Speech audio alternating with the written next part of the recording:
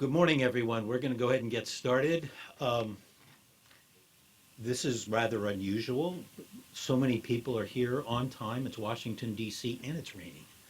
And since I just got off a conference call with somebody who's stuck in traffic up on K Street, I commend all of you for your ability to manage, what is it now, the 15th straight day of rain we've had here. So it's a pleasure to welcome everyone here. I'm Jeff Helsing, the Associate Vice President for Education and Training at the United States Institute of Peace. And we are happy to, you cannot hear me. I may not even have the mic on. No, it's on. I will just speak louder. Thank you. The Institute is one of the many partners of the Conflict Prevention and Resolution Forum, and we've been happy to host a number of the sessions here, and we will do so again in September, where unlike this one, which had to come together a little bit I won't say last minute, but we'll say with a few fits and starts.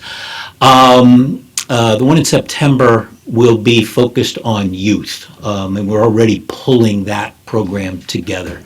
So I hope all of you can join us then. Today we are going to focus on a topic that's very much on the minds of many practitioners and policymakers, not only in Washington, but also around the world. It's becoming an increasing area of focus in terms of research. One of the areas that we're addressing here at the U.S. Institute of Peace is the topic of resilience, trying to understand what are the key factors that help communities and societies become better able to resist the pull of, the lure of, if you will, groups that are engaging in violent extremism. And some interesting sort of work is emerging around this area, and we hope over the next 6 months to a year to really be able to come out with some really evidence-based research where we can start creating some real ideas of what the links are, what the factors are between how a society or how a community is organized, the nature of its leadership, the nature of its relationships, can help really create means to resist violent extremism. So what we're going to focus on today is really two particularly interesting aspects of this question. The first is the role of, or the increasing role of, social media and the links that it creates and the challenges that it presents. Social media is one of those areas where there's sort of two sides of the same coin, one negative and one positive, but certainly the reach of communications and the ability of individuals and organizations to reach into communities regardless of isolation, at least geographically, is significantly increased. And what does that mean? What are the challenges in that regard? And then we also want to add sort of another layer to this, and that is the increasing role of women in organized violent extremism. What does that mean? What are we seeing? And what does some of the research begin to tell us? And so with that, we have three very distinguished panelists who are really focused both in terms of developing programs and doing research in these areas. And I will just introduce them one by one, and then we will go in order to hear their presentations, and then we will end with a question and answer session. So first, to my immediate left and to your right, is Rabia Chaudry, who is a Jennings Randolph Senior Fellow here at USIP, where she is doing research on the intersection of religion and violent extremism. Um, she comes to USIP from the New America Foundation, where she's been an international security fellow, where she developed and led a CVE community project in partnership, interestingly enough, with Google, Facebook, and Twitter. She's also the founder of the Safe Nation Collaborative, which is a CVE training firm. So she's really been addressing this issue from a number of different perspectives, and she has very good ties into the corporate world and those who are really engaged in communications or enhanced communication and social media technology. Um, then we have Michael Shipler, who is the Regional Director of Asia Programs at the Search for Common Ground, one of the key partners for the forum. And Michael oversees program offices in Indonesia, Nepal, Pakistan, Sri Lanka, and Timor-Leste. Um, and Michael's been engaged in peace building for well into 2 decades. And he's been engaged in programs focused on youth, media, civil military affairs, and governance. And he's going to talk about sort of the increasing role of social media as he's witnessed it in his program support and work for Search, particularly in the Asian context. See, he, like Rabia, have a particular interest in and have experience with Pakistan. And then finally, to my far left is Lieutenant Colonel Kathleen Turner, who is a public affairs officer in the United States Army. She has over 20 years of service and is currently the U.S. Army War College Fellow here at the U.S. Institute of Peace. Prior coming to USIP, she was the public affairs advisor to the 38th Chief of Staff of the U.S. Army, now retired General Ray Odierno. And she managed and developed his communications, particularly both internally and with external media, for over 3 years. But she's had a long and distinguished career in public affairs in the Army, including communications planning and advising senior officers on public affairs strategy. So she's taken this past year to really delve into communications strategy related to CVE with a particular focus on the increasing role of women. So with that, I, like I'm sure you are, looking forward to hearing our panelists. So, Rabia, thank you.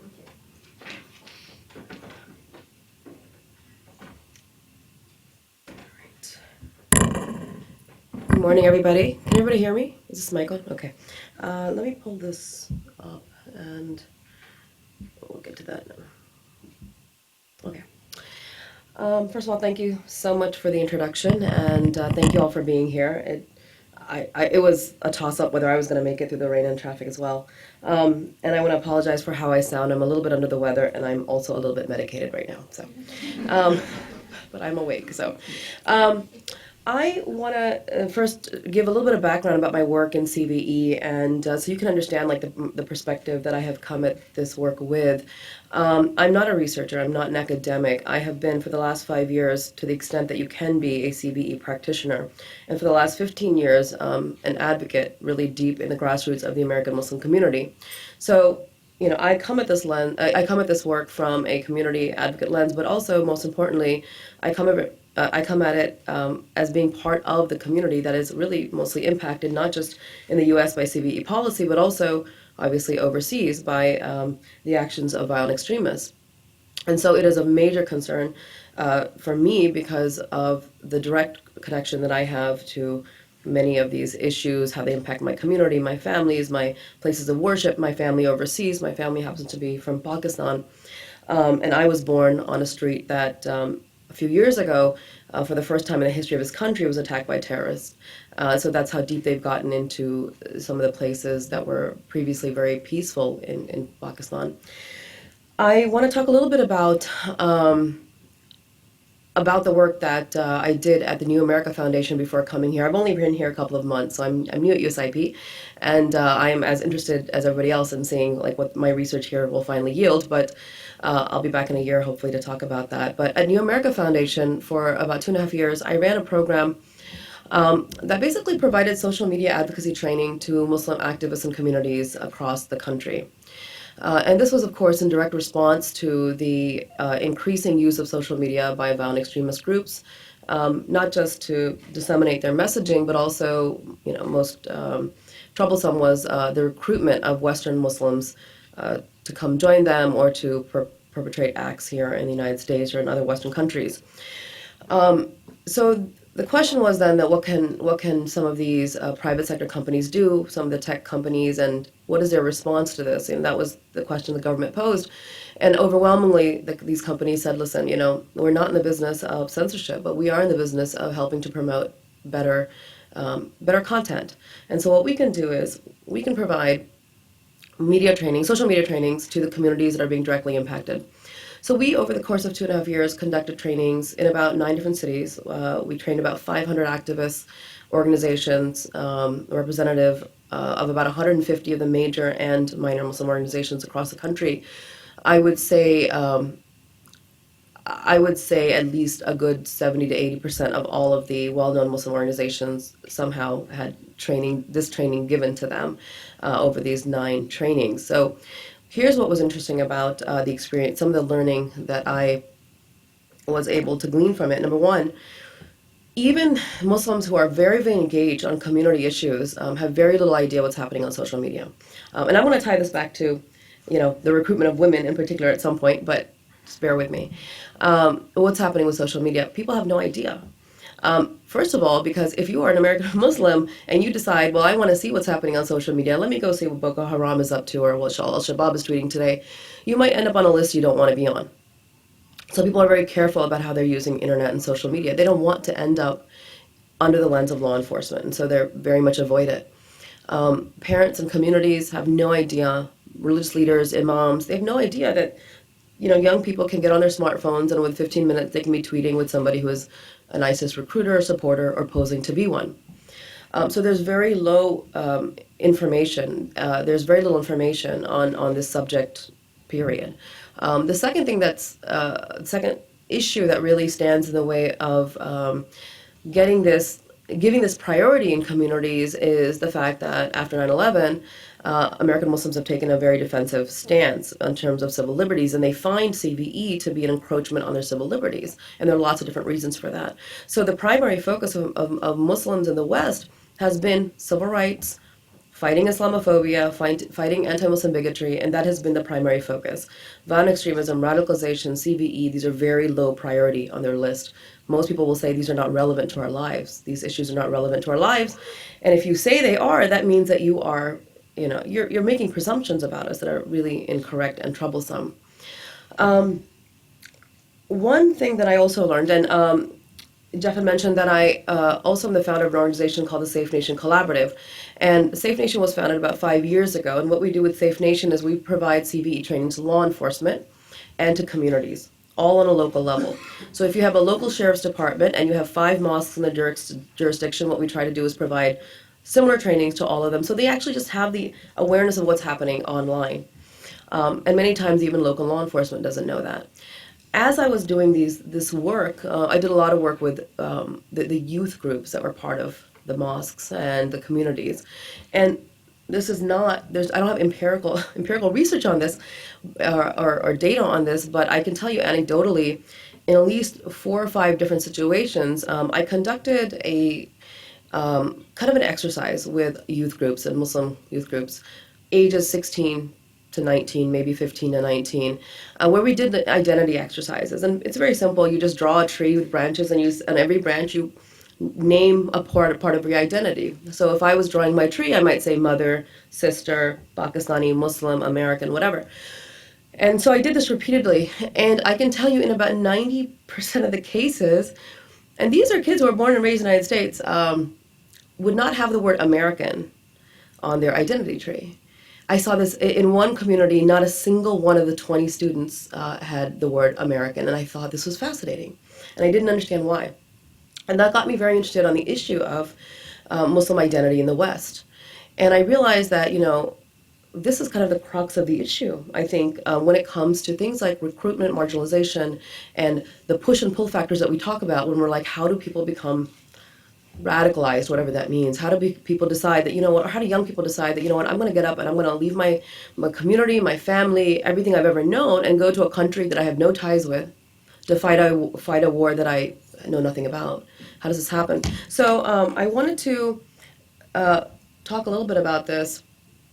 And this is from a security debrief, their website. And some of the research shows this line right here: the second most commonly mentioned risk factor, and that's for radicalization, is a youth identity crisis. The desire for structured identity coupled with a weak parent-child relationship, which is also very interesting because that's similar in other contexts too, with right-wing extremism and other kinds of similar phenomena, can make young people susceptible to a recruiter's message. Okay, so let's talk a little bit about identity. Now, this is also this is from a CNN article. Why is ISIS so successful at recruiting? And I actually want to push back in terms of the framing there, because I think in the U.S. context, at least, ISIS has not been so successful. I think it's been fairly low recruitment. But nonetheless, Richard Baird of Sufan Group said that for many, it boils down to a lack of a sense of identity or belonging. Okay. So what shapes our identity? What shapes the identity of any community, of youth, right? Particularly in this context, Muslims in the West. Well, I wanted to see what kind of messages violent extremists, and ISIS in particular, ISIL, Daesh, whatever you want to call them, who are really, really adept at social media on a level that I haven't seen any other organization be proficient with. What kind of messages are they giving specifically to young people that might actually be directed at this issue of an identity crisis, and why are they resonating? And so the images I'm going to show you right now, they weren't prepared for this this panel. They are part of an exercise I do in communities just to show people how does ISIS talk to your kids, and why does it work? So you have most of these pictures are taken directly from ISIS Instagram accounts and other distributions they've done. So this is a really interesting image, and I think this image evokes power, right? Romance, something, right? It's a beautiful image, right? It's almost artistic. It's not brutal. It's not bloody. There is something very, romantically, just, adventurous about it. You've got this image. Why? Why would they do that? Right? And there's others where they have Nutella, right? Kittens. The internet loves kittens. Terrorists love kittens, right? Look how much they love kittens. Right here. Look, they've got restaurants there, They've got tablecloths, they eat together. One thing I want you to notice in these images, which are coming directly from their Instagram accounts, I don't see any religious messaging, right? They're not giving scripture, they're not giving religious, any kind of saying, oh, the Quran says this or the Prophet says this. They're just saying, look at what does this mean to you? This is speaking specifically to a demographic, right? Young people on social media. We respond in Jannah. So I think some of these these images are really interesting. The ones of them in kind of combat mode, right? This. Now, there's a distinct difference between these kinds of images and the images that we got for years from, let's say, Al-Qaeda and the Taliban, right? Can anybody name a difference here? What makes this very distinct? Or let's go back here 1 second. These two images from what we've seen before. I know I can't be the only one who laughed when I saw Al-Qaeda fighters swinging from monkey bars and doing training exercises that just didn't seem legitimate. That they had no uniform, right? They look organized. They look professional. This is the military. These are not just insurgents or terrorists. These are people who are part of something real. They're part of a state. States have militaries, right? So these are, even as horrifying as this image is, because we know exactly what happened afterwards, to young people, this looks like these people know what they're doing, right? They've got it together. They're creating something real, okay? They're not just haphazard. And then you have women. Now, this is also interesting, okay? These women are in full niqab. So how is this attractive to a young Muslim woman in the West who's grown up, let's say, in very open circumstances? She's not forced to dress like this. But why would this resonate with her? And I'll explain to you why I think why. And these are the kinds of messages that they're given by other girls and women who've gone over there being co-wives or best friends. So, we're all like friends here. And we're going to get into the why. So these are the kinds of images that they're getting from recruitment. Now let's look at their context, right? And I have a teenager. I also have a 7-year-old. And I'm raising my kids in a post 9/11 America. On the other hand, these are the images they're getting from Western media, okay? These guys, to me, this is called the Rage Muslim. This is actually a meme in the Muslim community, the Rage Muslim. So they, again, there's more Rage Muslims. A lot of Muslims are very angry, but guess what? They're actually impotent. They can't do anything. They can just be angry. More Rage Muslims. These are all from Western media sources. Look at this.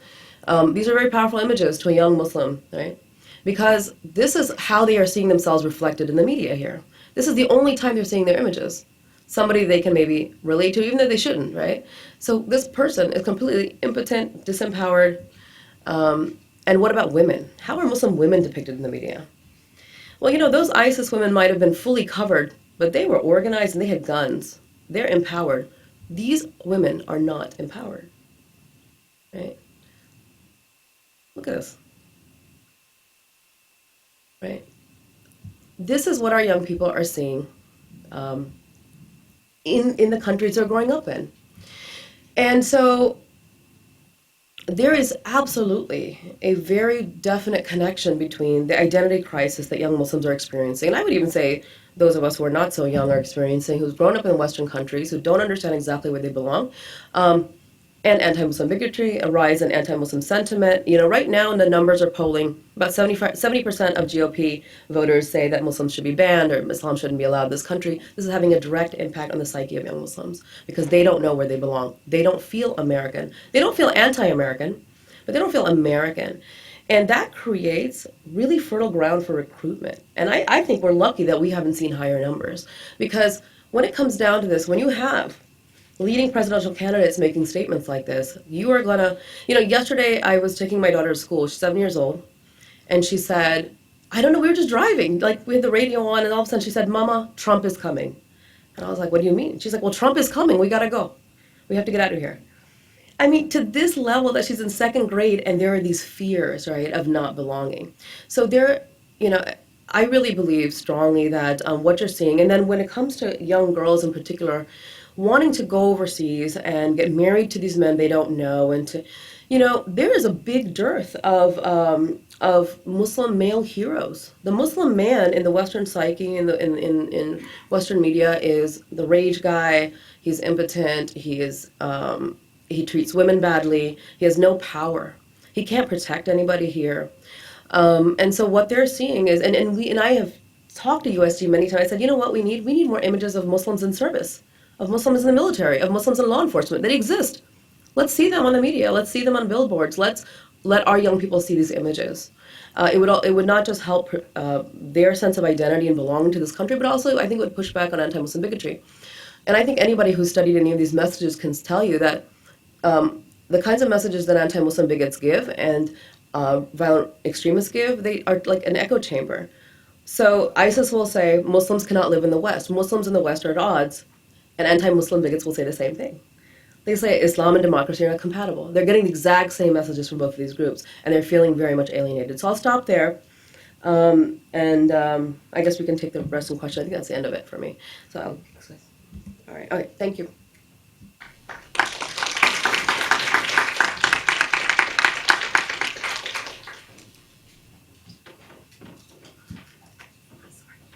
Great. Thank you. Good morning, everybody. It's really great to have a chance to be here. Thank you for the invitation and the introduction. I want to speak a little bit about where a peace-building organization like Search for Common Ground is fitting into this broader dynamic around messaging, counter-messaging, narratives, counter-narratives within CVE right now. I want to start out, though, by asking, how many people here are familiar with the term propaganda of the deed? So raise your hand if you know that term. Very few. Propaganda of the deed is the concept that drives terrorism. And in fact, not just terrorism, but other acts of violence by non-state actors and insurgents, and in fact, to a certain extent, by state actors as well. It's the idea that that an act of terrorism is an act of communication, right? Terrorism is, by nature, aimed at creating visual imagery, typically, that shows a particular message in society that goes rapidly across a population or across a bunch of populations to cause a shift in political, social, cultural dynamics. Right? So terrorism is, by its nature, no matter who it's committed by, a piece of propaganda of the deed. It's not a new thing. It's something that has existed as long as insurgencies have existed. And one of the things that's really critical to understand, and something that I think those of us in the peace building space have been just sort of starting to grapple with over the last number of years, is really understanding that insurgencies are inherently built around the notion of a strategic narrative. So if you look at kind of insurgency manuals and counterinsurgency manuals, you'll see that the starting point critically is the storyline. The storyline that an insurgency group, whatever it may be, whether you're talking about a Maoist insurgency in rural Nepal, or you're talking about a global insurgency like what we're seeing with Daesh, starts with a critical story aimed at communicating a certain image of both a historical glory and some kind of possible utopian future, which taps into and sort of frames the core grievances of a population. And the traditional insurgencies, so if you look at the Maoist traditional model of insurgency, was also built on the core concept of building a popular support. So building essentially a community of people, group of people, right, who would support that insurgency and create basically a public demand based on their core grievances. And so the essence of media, propaganda, and the tools of communication were really at the center and have been at the center of insurgencies for decades, for as long as insurgencies have operated. The essence of this is not just to create recruitment for soldiers, but also to create space in communities for insurgencies to hide, for them to operate freely, to then spread particular political, religious, or whatever ideology an insurgency is operating on, and essentially to create a foundation for essentially launching their military campaign. Media communications tools have been really at the absolute center of insurgencies for as long as insurgencies have existed. And you'll see really a wide range of the kinds of media tools traditionally.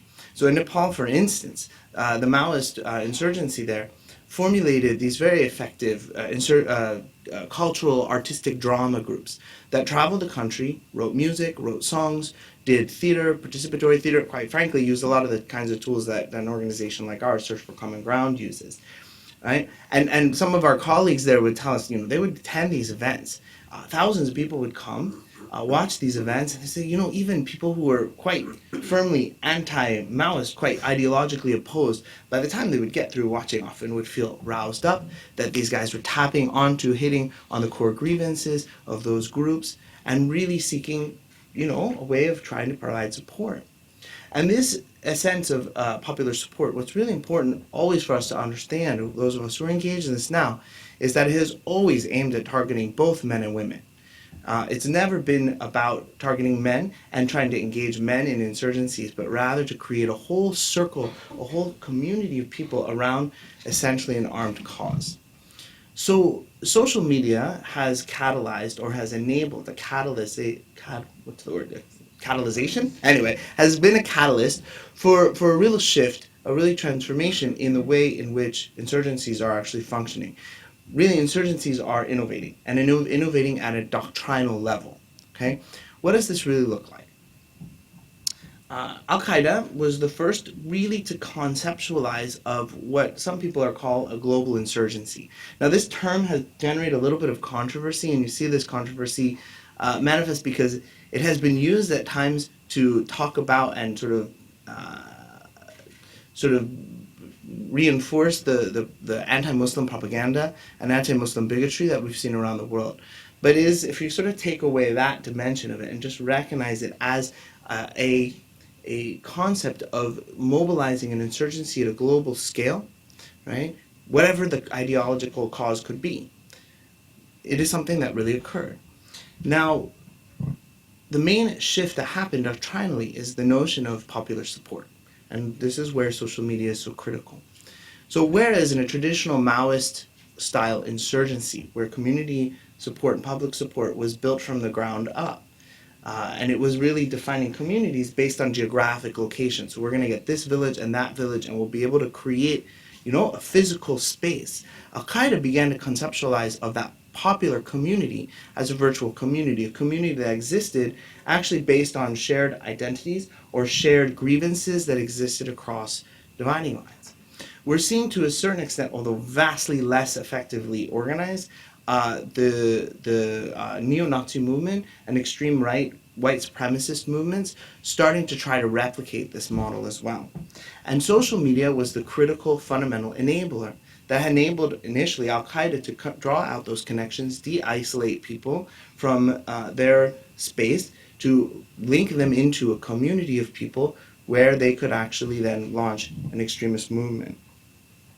What ISIS has done is taken that insurgency innovation, and they've added the innovations of marketing, right? And really, I've met a guy who's a social media marketer, designs campaigns for Pepsi and things like that. And he was telling me that everybody is looking in their space at ISIL with envy, right? Because what they have done is they've actually taken the real shift that we've seen in the marketing space, which is away from, we all know sort of how marketing works and has worked in our lives, where the kind of core concept is touch people's lives 7 times, touch their consciousness 7 times, and eventually they'll have awareness of your product and eventually buy it. But marketers are suddenly faced with the prospect of that model simply not working. And what people are starting to do is create what they call user journeys, right? What they want to do is create entry for somebody into their product and drive them on a pathway that ultimately leads them to buying that product. So if you think about how many people here might have Nike app on their phones, you have a Nike app, you take your run, right? And then you end up posting your Nike app run time. If you run well, I don't tend to post mine, but you put your Nike app run time on your Facebook, right? Everybody sees, okay, Nike, I'm associating that with health. I'm associating that with this person who I admire who ran, 10 miles in an hour, right? And then, when it comes time, first of all, you're wearing out your shoes. Inherently, it comes time to buy shoes. Well, Nike is in your consciousness and you're going to buy it, right? And this is a user journey. And almost all major products are now sort of saying, how do we actually engage people in a process that's step-by-step incremental that ultimately leads them to buying our product? And this is what ISIL has done, right? And ISIL has essentially creating entry points for people to be able to engage on a journey that leads them ultimately to either recruitment or whatever destinations ISIS is trying to have them achieve. So what's powerful about this is that what they've marketed, it's fascinating to see sort of the imagery that you've put up. One of the ways one of the things that I've observed is that the marketing that's done from place to place is rather different.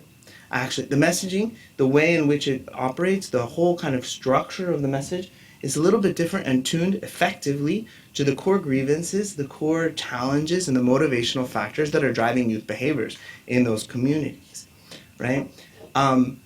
They combine also this core notion of a hero's journey with a user journey.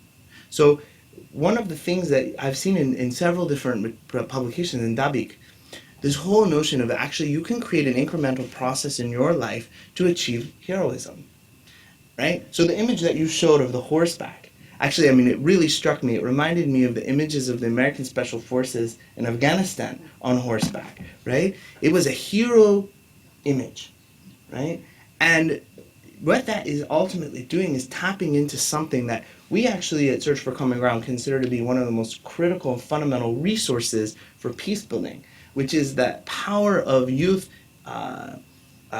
sense of injustice, the power of a sense that actually society is not as we think it should be, the power of the desire to cause change, right? Which is something that many groups that use extremism, not just ISIS, but Buddhist extremist groups and white supremacist groups are all tapping into that kind of sense of disquiet that young people often have as they become aware of the political dynamics around them. And they create the journey to do it. There's a guy I know in Norway who does prevention of recruitment. He's an extraordinary guy. And he told me, when they were really trying to understand what was going on, he said they got on Facebook to see how hard it was to then actually go to Syria. And he told me they were able in just a matter of hours to have a plane ticket to Turkey. Just a matter of hours through an engagement with a recruiter on Facebook. And so what they've also done is something that those who work in the behavior change communications field know very well. They have linked that user journey to access to the product. And it has to be rapid. Because people make decisions, and the line between making a decision to take an action or do a behavior and acting on it, the timeline is very short, and probably shorter in the modern world than ever before, right? And so, essentially, they make available that resource. There is now this whole world of counter-messaging, counter-narratives that governments and states are sponsoring. Even the whole idea of counter-narrative by itself demonstrates the powerlessness and the limitations that states are facing in trying to grapple with and confront the narratives that ISIL and any other insurgencies are putting forward. And in fact, over the course of armed conflict, of small wars, it is very, very rare that you will find any state actually putting forward saying our counter-narrative messaging approach was at the center of our victory in cases that they win. Why is this? One is that states often put forward propaganda that promotes them, okay, or promotes a very narrow line that they're seeking to push into their citizenry. And in the modern world, people are a lot less susceptible to kind of typical propaganda. Most people, even people who live in societies which are not very free and open, can smell propaganda a mile away. We all can. We all know it when we see it here. Even though we will watch particular news channels that guide us into particular attitude sets, state propaganda somehow smacks of it. And the other thing is that state actions and state propaganda typically don't align with each other. So, in other words, state propaganda of the deed or state deeds which cause resonance in their society and their messaging don't tend to align. We saw this in the United States in the way in which the U.S. sought to fight the insurgency in Iraq. The narrative was around democracy, around freedom, around self-determination of Iraqi people, around strong institutions, but the visual imagery that emerged, the most striking visual imagery that emerged from Iraq was Abu Ghraib, which gave an absolutely contradictory message, right, to what the strategic narrative of the counterinsurgency was. Where do peace builders fit into all of this, right? Because you can imagine an organization like ours that gets funding from state governments, most of whom have taken a clear side in terms of the conflict between ISIL and their broader world, and we're getting funding from the U.S. State Department, from the British, from others. How do we actually put into social media space, into the public broadcast media space, messaging that is not actually taking a propaganda line, that won't be effective, but is also not promoting, obviously, recruitment into armed groups? Where do we really fit? And we're full of a host of dilemmas and challenges around that. For us, there are three things. I would by no means claim that we have figured this all out. And in fact, I think that organizations like ours and anybody who works in the media space and has been working with youth for a long time, like as we have, are facing actually really substantial challenges around the market and the way in which people absorb information, the kind of space we can occupy in a media market, challenges that are really quite significant threats to how we actually cause behavioral change in a new way. And all of us are really trying to grapple with this. And if you can sort of think about this, that kid in Karachi, 10 years ago, if we put a television drama series up on TV about kids in Karachi, or even a radio show, that's going to be one of a handful of things that he or she would actually have access to. The influence on his or her life would be pretty substantial. It would resonate strongly. Today, if you put that same show on the air, it's going to be one of 1,000 inputs into his or her life on a daily basis, right? And social media enables rapid, fast, quick engagements that affect people in such broad ways that we're not actually yet aware of or even understand how actually people are absorbing messages. And this is a critical challenge that we're facing, in addition to the challenge of remaining fully impartial and messaging in a way that really truly resonates with populations. So there's two main things that I think we've been seeking to do. And I'm going to show you just very quickly a couple of quick examples. The first is we basically are seeking not to create counter narratives, but rather what we call citizens' narratives, or the voices of people. Put people's voices, ideas, views, their own perspectives into the professional media space and onto social media. Enable people who want to have influence over their society, those same young people who are typical automatic targets by ISIL or others, create opportunities, platforms for them to get into that public space, to talk about their challenges of identity, their sense of what a right, proper, just world looks like, what kind of viewpoints they and their peers may have. What that and the other kinds of professional media outputs that we try to put out seek to achieve is really to promote pluralism, the notion that societies can be diverse and that diversity doesn't necessarily threaten your identity, your practices. It promotes tolerance, and most important, in my opinion, it promotes critical thinking.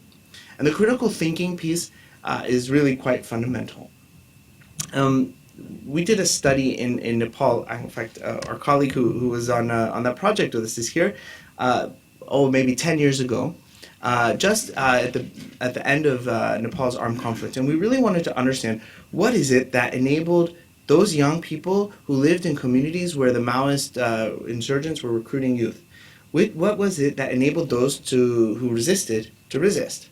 And we emerged from that study with two really critical factors. Okay, one was, as one young man put it to me, he said, "Well, I ask questions." So critical thinking is about saying, "Hey, I'm not going to just accept all the things that people are telling me. I'm going to ask questions about it and understand how my behavior aligns to my interests."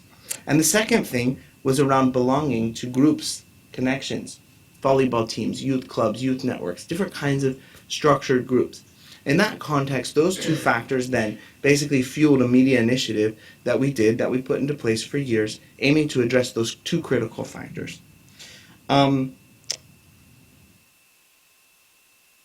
there, I wanted to show you two quick videos. They're just a couple minutes. One is actually from a commercial, because actually advertisers have huge influence and maybe much more power and influence than a peace building group like ours would have, right? And it's just an example of this promotion of tolerance and how that kind of message can be injected into society. It's an Indian commercial, right?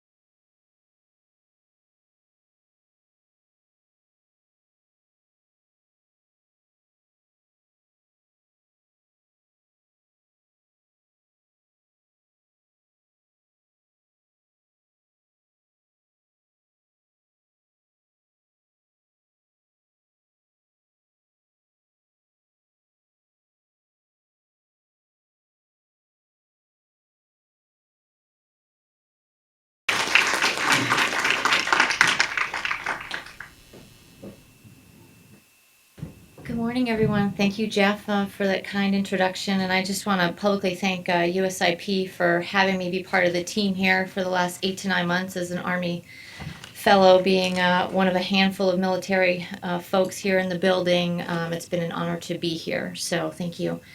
Um, I am a public affairs practitioner. That's what I do in the Army full time.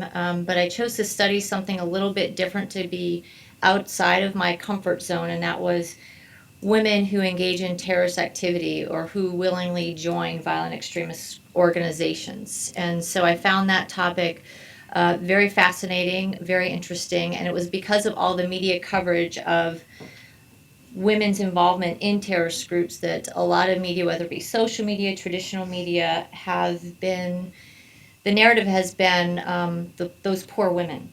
Women are victims. Women were coerced. The man made her do it. It's never been women as a combatant, women as the perpetrator. That's always been kind of the second, third consequence of story coverage. The leading story has always been, or the leading tagline has been, women was coerced, or she's a victim, or how could she leave her family? A man must have made her do it. Instead of thinking about women actively engaging, having a direct role in terrorist activity. So that's what I chose to study over these last 8 to 9 months. And I'm going to talk a little bit about my research and talk a little bit, it's tied to both with what Michael and Rabia have talked about in some way, shape, or form. So, so the main question I looked at, what draws women to violent extremist groups? And I'll talk a little bit about my methodology. I'll talk about the 3 case studies I chose to research. But I'll give you a little bit of the overall context first. As instability in the world is increasing, non-nation states are becoming more powerful. We need to recognize the role women are actively playing in terrorist organizations so we can better prepare ourselves. From a Department of Defense perspective, from a national security perspective, internationally, from just U.S. to Europe with NATO, to all the different countries I think that are being effective globally with terrorist organizations, the actions that terrorist organizations are conducting right now.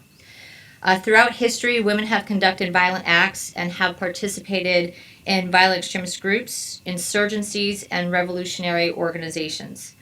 I can only imagine the impact that some of the groups I studied would have if social media was active or created back in the 60s, 70s, and even the 80s with some of these groups. The impact would have just been incredible. It would have been amazing.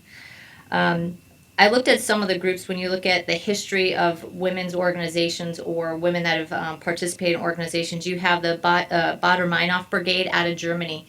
That was created by women. They were very active in the 60s and 70s. They were responsible for several bombings that killed citizens, military, and U.S. soldiers in Germany. You look at the PKK, the IRA, the ELN, the Sandinistas in the 1960s, they had 25 to 30% women in their organizations. Shining Path had 40%.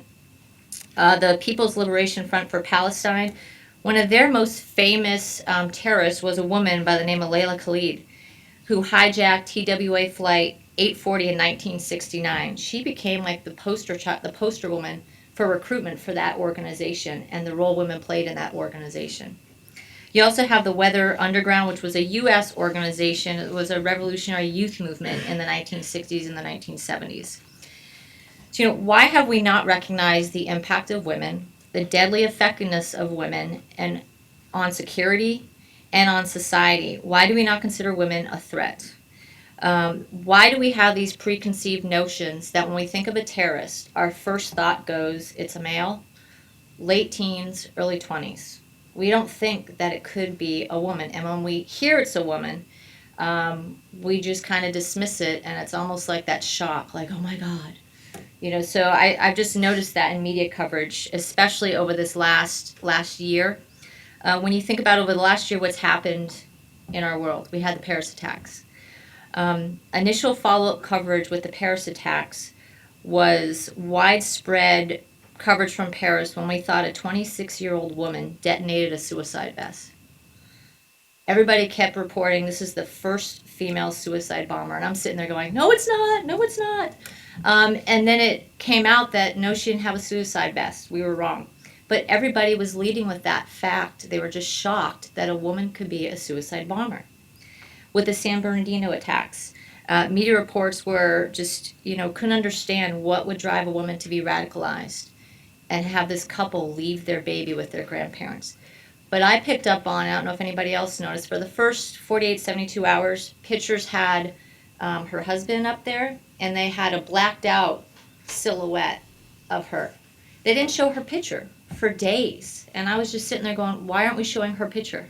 Why are we so shocked that a woman could leave her child and lead her husband to do this act of violence?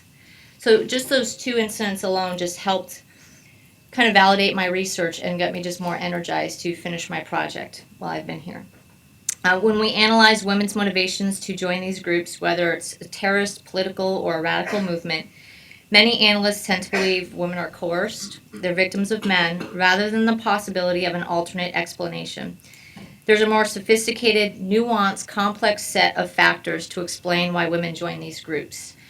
So when I looked at my research, I found Dr. Mia Bloom's 4R+1 framework. I use that as my methodology, and I just love reading anything that Dr. Bloom did, listening to her speak, and her interviews she did. And I really focused on her 4R+1 framework, and that's revenge, could be the loss of a loved one. Redemption, that's the forgiveness of past sins, and we find that many suicide bombers use redemption as a reason for joining a group. Relationship tends to be the most common, and that goes for men and women. It could be, a family member, a boyfriend, girlfriend, a spouse that's part of this organization that would cause someone to join. Respect. With women, I've found in my case studies, respect was a lot of reasoning why women join these groups, and it was because they want to be respected. They want to show they are just as dedicated to the cause as men, as the young men in their tribe or village or in their city. And rape is the other R. And so when you look at rape as a cause or a reasoning or a factor to join, it's because in a lot of cultures, once a woman is raped, they are unable to go back to their family, to go back to their village. So what are they going to do? A lot of women have no choice, but I'm going to be part of this group. They're going to welcome me into my family. I can't go home to my family. Or on the flip side, organizations use this as a recruiting tool. So they know the woman can't go home, so they say, come with us. But they're also cause for raping women to get them to join their organization, which is, like I said, it's the other side of the coin when you look at the rape as a factor. Also, with the case studies I studied, women were assaulted by the enemy of the organization. Could be by the government, could be by the military, and that caused them, they needed protection. So that's why they also joined the group. So all of those 4+1, all of those could be a reason for a woman to join a group. There could be a combination of factors, but I did find at least 2 to 3 of the R's in the case studies that I studied and researched were the reason why women join these groups. The case studies I looked at, I hope you're familiar with some of them. The LTTE, the Liberation Tigers of Tamil Eelam out of Sri Lanka, the Chechen Black Widows, and the FARC. 3 very different organizations, but they do have many similarities when I looked at them. These groups pioneered the tactics used that transcended their culture and used women as combatants to produce unexpected and often overwhelming results. The LTTE had 30 to 40% women. They were started as a revolutionary movement in Sri Lanka. It was with the Tamil people and the Sinhalese people, and the LTTE was created to go against that caste discrimination that was in Sri Lanka at the time. They perfected the suicide vest, and they pioneered the use of women suicide bombers. They were it in the 80s and 90s. They were an internationally known terrorist organization that they were highly regarded, that just they knew their craft, and they perfected that tactic of a suicide bomber. They were the only organization to kill 2 world leaders. In 1991, the former Prime Minister Gandhi was killed by a 19-year-old female suicide bomber. And she was able to get so close to him because, again, of that bias when we look at men and women, that the Prime Minister looked at her and was just like, it's okay, because his security, who was a female, was very concerned about her getting so close to the prime minister. He said, it's okay, it's just a girl. And as soon as he touched her hand, she detonated her vest, killing 16 people, including herself and the former prime minister. So that again goes to that preconceived notion, and that's why a lot of terrorist organizations use women, because of the ability to get through security checkpoints, because of how they're perceived, the ability to hide the vest or to hide the bombing in the clothing, just getting after, how society views women. The other case study I looked at was the Chechen Black Widows, 40% female. They were Women were responsible for 40% of the attacks from the Chechen separatists. They had their first attempt using women in 2000 with a vehicle-borne IED. They focused on military targets, and they progressed to civilian targets, including children. This group struck fear across Russia. Russia tried to say that women were zombies, they were drugged. They didn't willingly join the separatist group, and they would not do these things against Russia. Well, when you look at that 4R+1 methodology I used, a key point to that was revenge. Chechen women were revenging the death of their brothers, their fathers, their families. They hated the Russian government and what the Russians did to the Chechen people. So that was a lot of reasoning why they joined the Chechen Black Widows. They're internationally known for the the theater taking back in 2002. 19 of those terrorists were women. So it's a very, very powerful group. They are still, I'm not going to say they're disbanded. When Russia sponsored the Olympics back in 2014, they were concerned about the threat from the Chechen Black Widows. So they're still out there. They're just not as active, but a very powerful group. The FARC was the last group that I studied, 30 to 40% women. Some data that I found said that women were as high as 50% in that organization, which is very telling. They come from a communist background. Equality, it's really the haves and the have-nots. They talked about a Colombia for all Colombians. I think the FARC is a case study that we need to watch, especially with what's going on with the peace process right now. I think there's a lot that we can learn about women's role in a revolutionary terrorist organization, whatever you want to call it, but the importance and the effectiveness that women have in the peace process, in the radicalization process, and what we need to pay attention when we think about women and women as combatants. I think the FARC is a great case study. The FARC fully embraced having women in their ranks. They trained right alongside the men. Whatever they said a man was going to do, a woman was going to do. There was no difference. The only thing was they weren't in a lot of leadership roles. So that was one thing I found with all three groups, that women were not.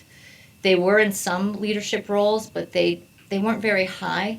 But with the FARC in particular, they actually preferred having women versus men commandos, because they felt the women were more vicious. They were more ruthless, because the women felt they had something to prove. So commandos preferred to have women than men do their fighting, actually, which, and I kind of like that. But anyway, I thought that was kind of interesting. So with the peace negotiations ongoing, it's estimated there are 17,500 FARC that are expected to demobilize. How that reintegration goes, how that demobilization goes, is it going to be successful? Are the combatants going to go back to the jungles and fight and pick up their arms again to fight the Colombian government? Are they going to be welcomed back into society? And how do you welcome women back into villages when they left their children, left their families? How do you make sure they get the proper education and the proper responsibility that they've been having with the FARC? So I just think there's so many issues from a peacekeeping perspective, from a conflict prevention with the FARC case in particular, that we really have to pay attention to. What the outcome conclusions of my paper, I felt the Department of Defense, because I am biased, so I'm looking from a Department of Defense perspective, the U.S. government should view women within the context of conflict. The threat women can pose, and we need to consider inclusive strategies that may be more effective during conflict prevention and post-conflict operations. When we consider the current threats of Boko Haram and ISIS or ISIL or Daesh, what threats do they pose right now? From a military perspective, from a planner perspective, I would want to know, how are the organizations using women? Why are they using women? What strategic purpose do women have for that group? Why are women joining these groups?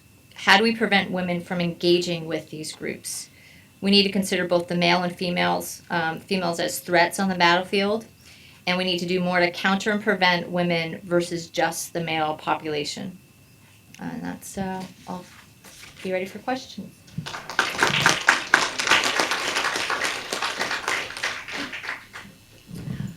Great, thank you all very much. We'll go ahead and take questions. We have microphones down here, and we will circulate them, so. Yes, sir.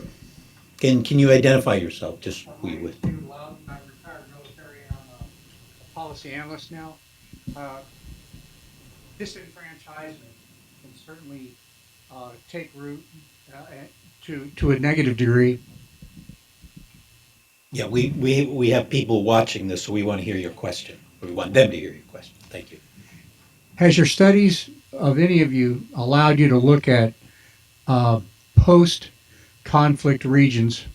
And in particular, as an example, what comes to my mind is Algeria, where you did have women that participated in detonating themselves in crowds and so forth. And post-conflict, what has that taught us, both pro and con, to the role of women?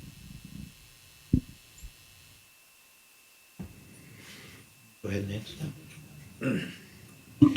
that. So I wish I studied more on the Algeria case study, because that's a fascinating case study. I think with both the case in Sri Lanka with the Tamils, and still more to come with Colombia, from what I could see, it's almost where we reverted back to the role of women that they played before joining those organizations. So when you think about advancing gender equality and the roles women play in society with the particular groups I studied, it was like they went back to how things were beforehand.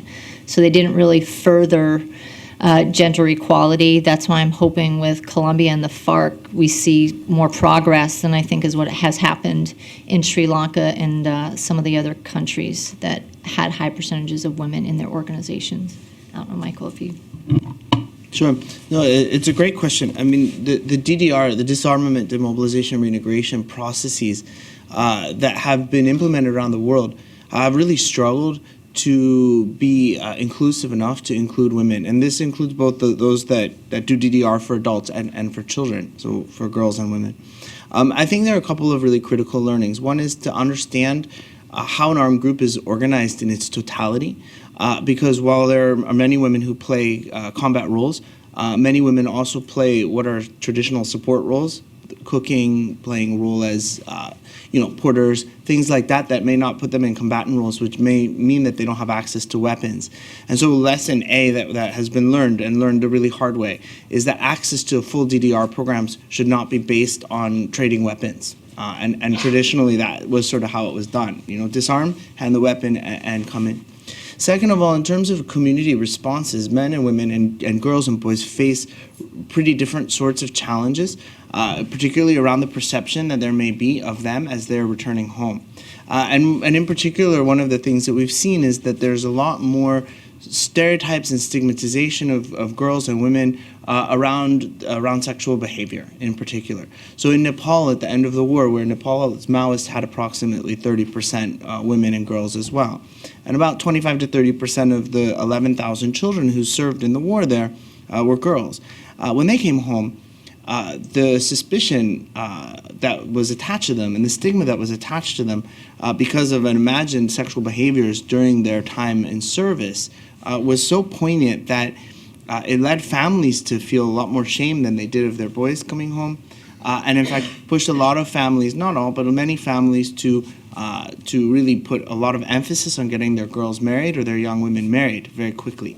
And that was where there was a ton of push. Of course, that wasn't the uniform experience. There were really a diverse set of experiences.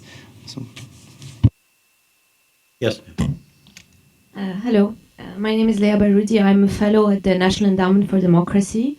I actually work on CVE issues and conflict resolution in Lebanon on the border with Syria.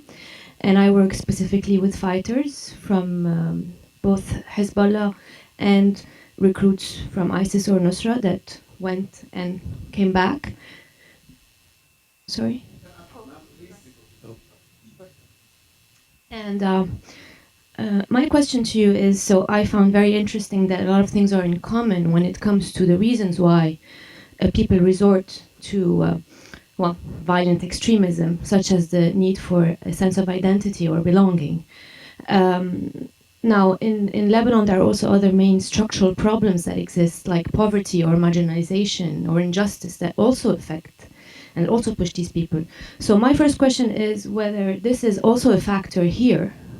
And my second question is more related to the role of women when it comes to actually resolving those, so countering violent extremism, because in my case and in Lebanon, I see this as an advantage because in these areas we are perceived as less threatening because the role of women in those conservative areas is somewhat perceived differently, and therefore trust is given in much more easily for women who work in these areas. So I was also wondering about the role of women when working in these very violent or prone to violent areas. Thank you.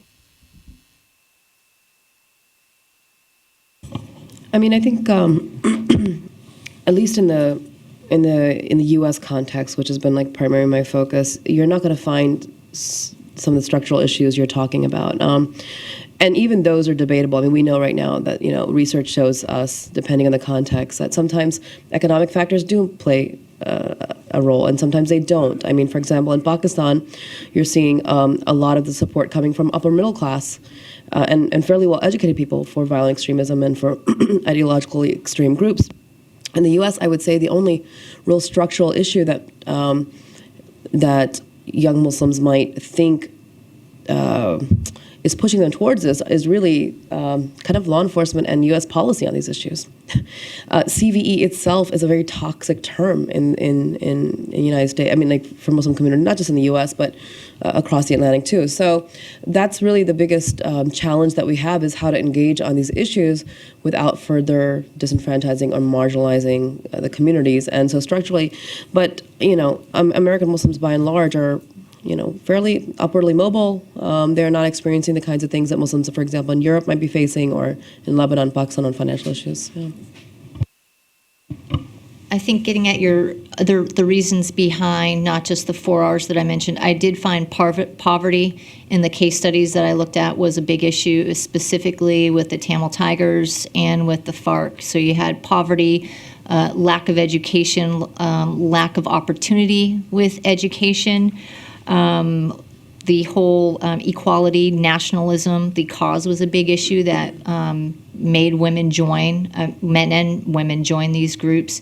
If someone's in your village and they're willing to teach you how to read and write, and you know that's your only opportunity, like the FARC did, then you're going to join the FARC.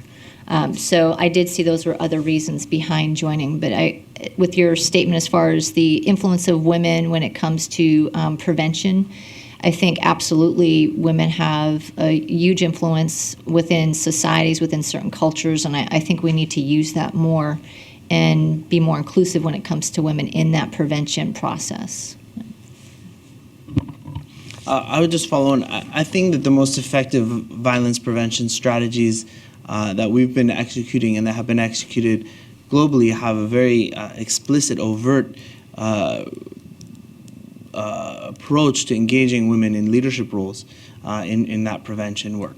And that's true whether you're dealing with gang violence in Washington, D.C., or you're dealing with the recruitment of youth into ISIS and Daesh from in southern Kyrgyzstan. And the key here is that it's about understanding the whole environment in which young people are growing up and all the pressures upon them that are in place. And that a fractured adult society is often a major sort of enabling factor among many others that enables recruiters to engage youth and pushes young people to see some power in that armed group or that extremist group. And so the strategy that we often employ is around engaging those citizens groups with state organizations and with youth leaders in particular to actually create basically cohesive approaches at community level for prevention. So one example, very briefly, was that in southern Kyrgyzstan, we've been, in fact, with support from USIP by chance, we've been working with so in the Fergana Valley, we've been working with a whole range of stakeholders to do exactly what I described. So work with the police and working with youth-led organizations, which are led by young men and women both.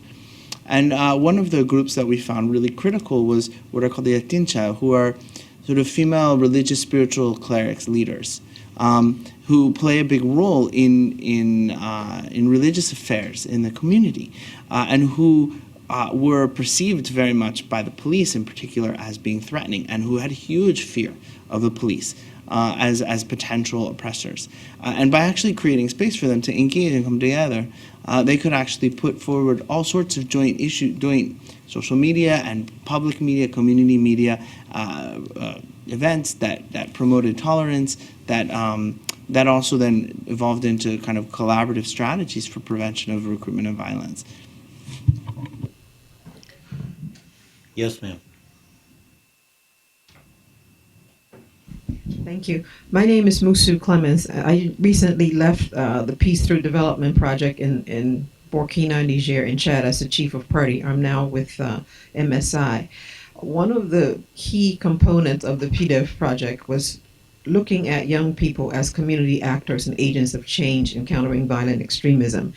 And one of the things we struggled with was getting young women into the pool of young people we train as youth leaders.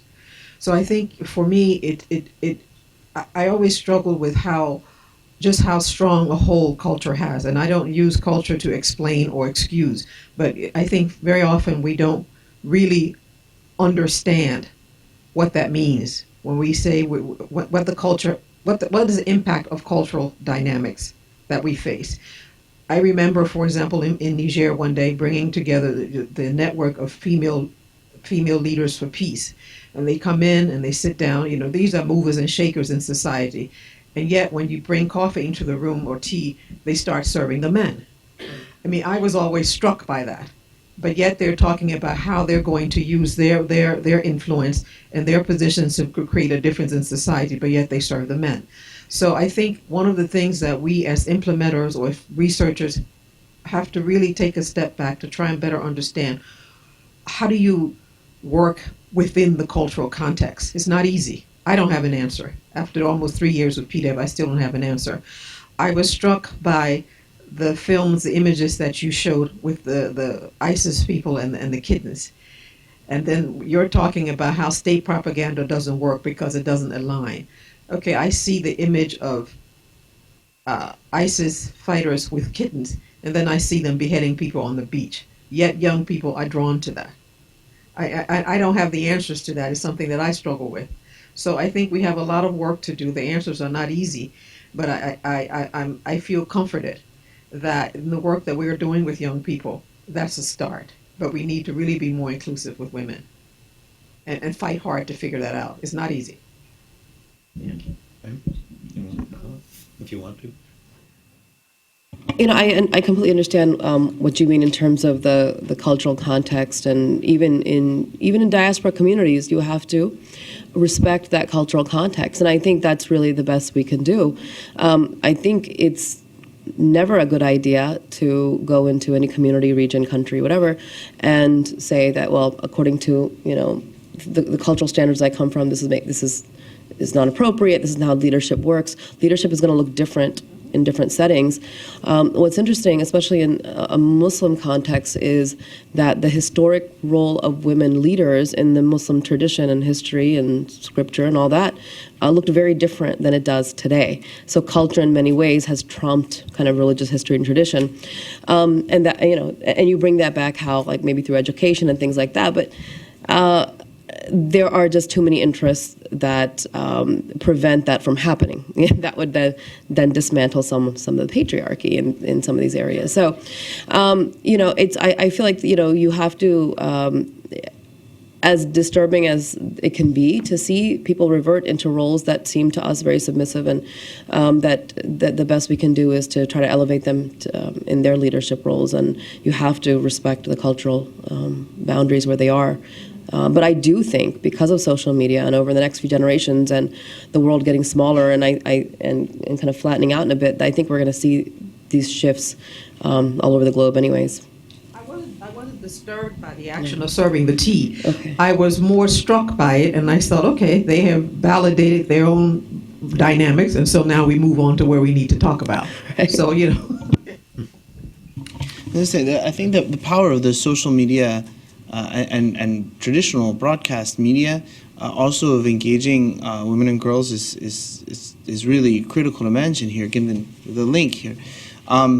In environments where maybe young women and girls wouldn't have permission, say, from their parents or their guardians to be able to join your youth leaders network, what other ways and what other forums are there for them to actually participate and engage in a program?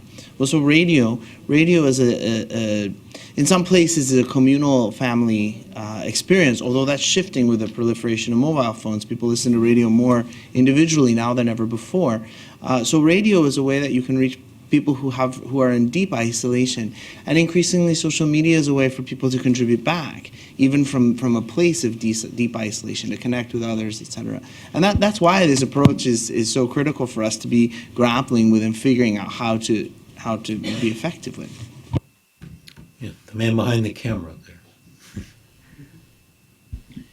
Thank you very much. I'm Eftihar Hussain. I work for Voice of America Border Region Service. That's one of the conflict region along the Afghan border. I've been a journalist in that part of the world for a while and for 10 years here.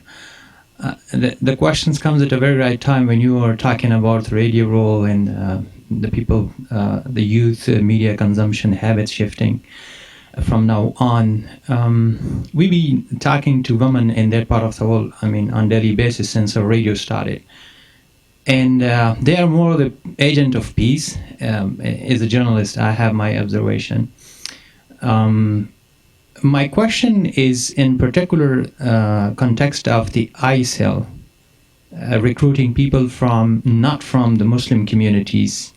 It's a different phenomena. They're reaching out across the globe to very well-off communities in Europe, even in the United States.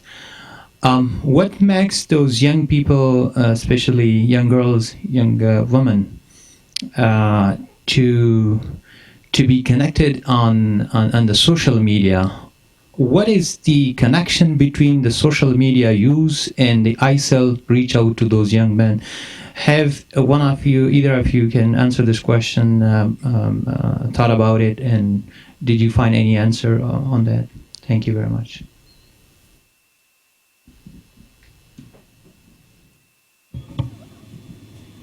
I think, what I pointed to earlier is a big part of it. Again, we do have to take a step back and remember that this is not a, huge epidemic happening, right? We're talking about a few cases a year, maybe, when it comes to young women, at least.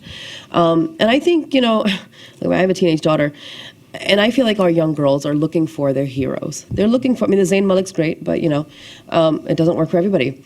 There's an absolute dearth of male, masculine, positive heroes, not just in the United States, but across the world, right? If you look at Muslim male leaders across the world, many times, we're talking about figures that are, brutal or controversial or corrupt or something.